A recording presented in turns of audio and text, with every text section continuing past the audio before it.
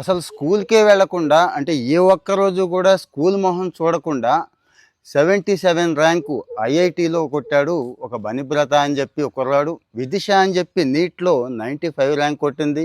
మా టార్గెట్ కూడా నేనేమో ఢిల్లీలో కంప్యూటర్ సైన్స్, ఐఐటీలో కంప్యూటర్ సైన్స్, నేనేమో ఎయిమ్స్‌లో డాక్టర్ చదువుతాను అంటున్నారు. చదివేస్తున్నారండి, జాయిన్ అయిపోతున్నారు ఈ సంవత్సరం. చూడండి ఎంత గొప్ప స్టోరీయో.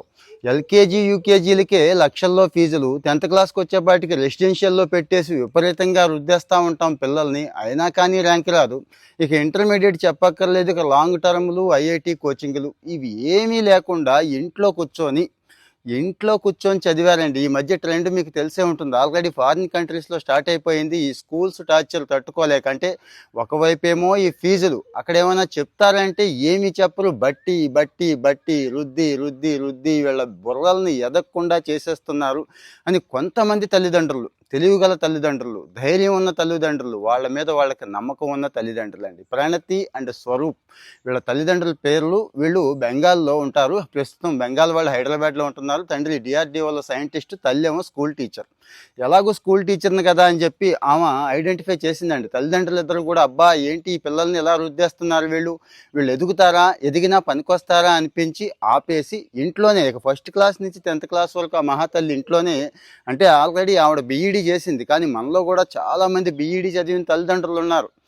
ఏం చేస్తున్నారు, స్కూల్ ఆడికి అప్పు చెప్పేస్తున్నారు, వాడే చెప్పుకుంటాడు. ట్యూషన్ కూడా వేరే వాడికి అప్పు చెప్పేస్తారు తప్పించి కాస్త కాన్సెప్ట్ చదువు, లేకపోతే కాన్సెప్ట్ అర్థం చేసుకొని చదువు, లేకపోతే వీళ్ళకి తెలిస్తే కాస్త చెప్పడానికి ట్రై చేస్తున్నారా, లేదు. కానీ ఈ తల్లి ఆదర్శం అండి. ప్రణతి అనే తల్లి ఎంత ఆదర్శం అంటే, ఆమె చాలా విషయాలు వదిలేసుకుంది, కాస్త త్యాగాలు కూడా చేసింది, పిల్లలతో కూర్చుంది, కాన్సెప్ట్ బై కాన్సెప్ట్ చక్కగా చదివించిందండి.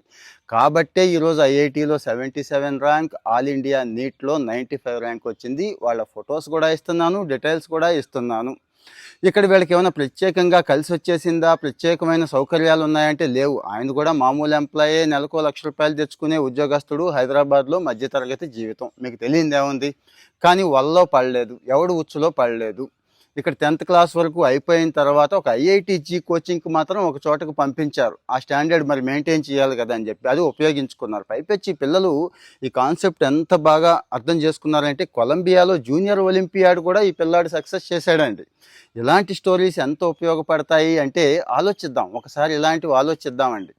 ఈ రొటీన్గా రుద్దేసే స్కూల్స్ని నమ్ముకుందామా, కాన్సెప్ట్ని నమ్ముకుందామా? సినిమాల్లో చాలామంది చెప్తున్నారు, ఏం చేద్దామంటారు, మీరే చెప్పండి. ఫాలో అవుతూ ఉండండి, మన వాళ్ళకు కూడా షేర్ చేయండి. Thank you.